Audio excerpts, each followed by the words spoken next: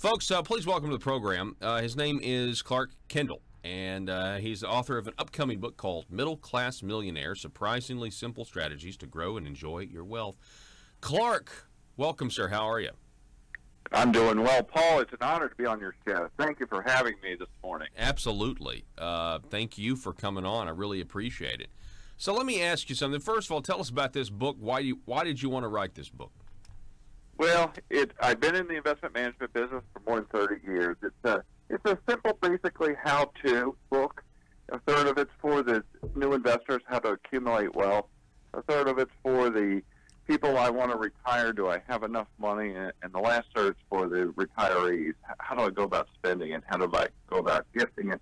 And then I share real-life stories as far as people, how they met their objectives, and the real life of how they implement these various strategies. So let me ask you this. We have in the President's State of the Union address several months ago, says we will never be a socialist country. Yet we've got socialists who are getting into power. You have one, at least, well, I think most of those presidential candidates on the Democrat side are probably socialists. But why is it so appealing right now in this country? Well, a scary statistic of the people who retire at 65, the average retirement savings is $250,000, but the median, meaning half the people, have less than only $65,000. That tells me if the average is $250,000, that a few people have figured out how to take advantage of 401ks and IRA accounts and Rothing, but a vast majority of people, half the people, only have $65,000 when they go to retire. So I think the financial literacy, as you pointed out previously, is a big problem in our country. There was an article about a month ago in the Wall Street Journal that Harvard is now, for all incoming freshmen, requiring a personal financial management class. And I do think, education, and I'll disagree with the Washington Post. I think when people are educated, they can make, good choices. So hopefully other schools within our country will be following Harvard's lead as far as educating our students and next generation on personal finance. It was such a weird article. I don't even know why they wrote it. Like, they're saying that essentially classes on financial literacy don't work. People aren't following the advice. I mean, I'm not even sure how they could possibly know that. Yeah, I live in the Washington, D.C. area. I've read the Washington Post for over 50 years. The few instances that I have known the facts and I've read about it in the Washington Post, it's scary how the facts can be distorted in the paper. So I think it goes to prove whether you're reading the Washington Post, the New York Times, or any newspaper, you need to take it with a kind of a grain of salt, because the few instances where I've known the facts, it's scary to me how it's reported in the media. So socialism, though, talk about it. I mean, like, why the young people want socialism? The young people want free stuff. They don't want to have to learn about, financial literacy and IRAs and mutual funds or what. They don't want to learn about that stuff. They'd rather just, is that the reason? They'd rather just continue to get free stuff and not have to put in the work themselves? Well, I'm a father of 4 children, and I share with my children the statistic. There are 350 million people in the United States. In India there's 1.3 billion. In China there's 1.4 billion. So there's 2.7 billion people in India and China alone. So roughly 1/10 of their population is almost as much as the United States. And it's the top 1% from India and China who want to come to the United States, and that's our competition in the world. And they're literally crossing borders. They're swimming to get into the United States.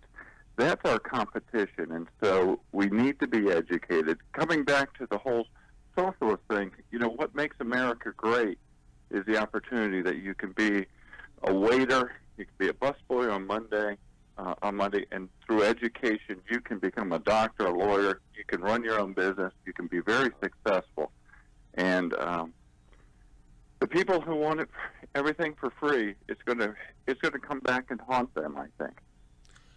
Yeah, I was talking to somebody who immigrated here as a citizen. I think she's from Denmark. I can't remember that one of those countries. And she moved here. She was just telling me that it was incredible when she heard somebody say, "Okay, you're going to need a phone line," and this was years ago. You're going to need a phone. Go ahead and call for quotes. She said, "Quotes? What do you mean quotes?" And because where she's from, there was one. There's one phone company, and you either like the service and use it, or you just are not going to have a phone. But the idea that you could competitively shop around and potentially get a lower price somewhere else was unheard of. So there are all these benefits here and that's what I don't know if you saw that HBO series Chernobyl, but it was fantastic in terms of describing what Soviet Russia was actually like.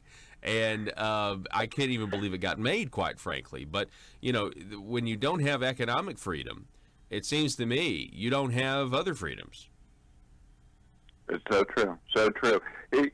About a month ago, Bernie Sanders' tax return came out, and I actually reviewed them. It's scary. I mean, he made, $480,000. He's 77 years old. When you look at his tax returns, he had no distributions from an IRA account. So basically, he did not save any money within a retirement account. And as a federal employee, he could have used the TSP plan. Nor did his wife, who was president of a university, save any money. He owns 3 houses. He had what I think it was like $180 in interest income. So do the math. He probably had $25,000 or $30,000 in a savings account, and he had no dividend income. So you have statistically the top 1% as far as wealth if he earned $480,000. Yet he does not own any stocks. He did not put any money into a retirement account, and he wants to be the leader of our country. Is a scary fact. Wow. And he only gave like $13,000 to charity too. He gave less than, about 3%. And I bet you a majority of your listeners give more than 3% to charities. Yeah. Wow. That's a scary fact. Wow. Yeah, that is true. That is scary. So do you think that's because he's a principled communist? He's like, I don't want a part of this capitalistic system at all. I'll just take my wealth and hoard it in a bank and get no interest on it. But the fact of the matter, he does own 3 houses, and it's the consumerism of America. Yeah. Wow, that is fascinating. Well, we're talking, folks, with Mr. Clark Kendall. Again, he's the author of an upcoming book. When's it going to come out, Clark?